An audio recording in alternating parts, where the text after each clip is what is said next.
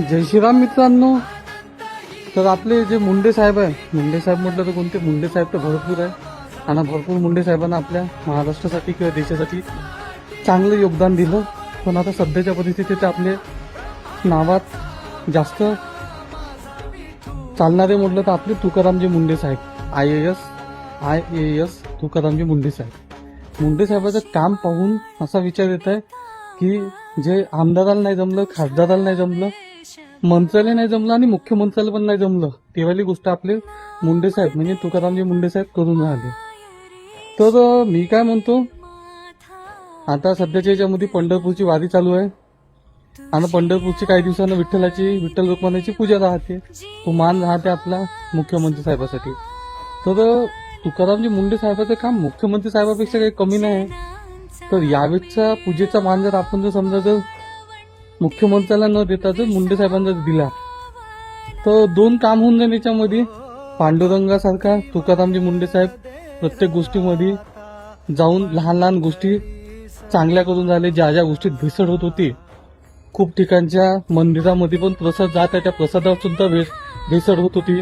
जिला आपण श्रद्धेने खात होतो त्याच्यामध्ये पण भेसळ होत होती आणि खूप साऱ्या गोष्टीमध्ये भेसळ होती. सगळ्या गोष्टी मुंडे साहेबांना चांगल्या केल्या. म्हणजे असं समजा का एक माणसामध्ये देवाच्या रूपामध्ये कोणतरी आला. तर मग आपण जर समजा ते पूजेचा मान मुख्यमंत्र्याला न देता, कारण की मुख्यमंत्री साहेब आपल्या लेवलनं काम करत आहे, मी त्याच्याबद्दल काही बोलत नाही, मग त्यांच्यापेक्षा तर चांगलं काम जर मुंडे साहेब करत आहे तर पूजेचा मान मुंडे साहेबाला देण्यात का फरक आहे? द्यायला पाहिजे असं म्हणतो तुम्हाला. तर काय वाटतं तुम्हाला, मुंडे साहेबाला या गोष्टीचा मान मिळाला पाहिजे की नाही मिळाला पाहिजे?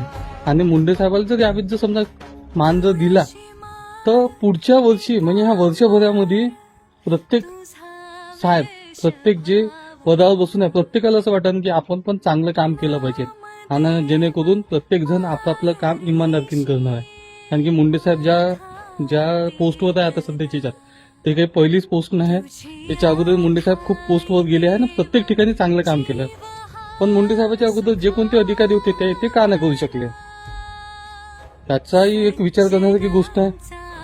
ते कुठं भीत होते किंवा कुठं दबेल होते, तर या गोष्टीचा विचार करायला पाहिजे, या गोष्टीची अंमलबजावणी केली पाहिजे. आणि सगळ्यात महत्वाची गोष्ट म्हणजे या वर्षीचा मान मी तरी असं म्हणतो, विठ्ठल रुक्माईचा जे पूजेचा जो पहिल्या पूजेचा जो मान असते तो मुख्यमंत्र्याला देते, तर तो यावेळेस तरी आहे ना आपले मुंडे साहेब जे आहे, तुकारामजी मुंडे साहेब, तर तुकारामजी मुंडे साहेबाला द्यायला पाहिजे.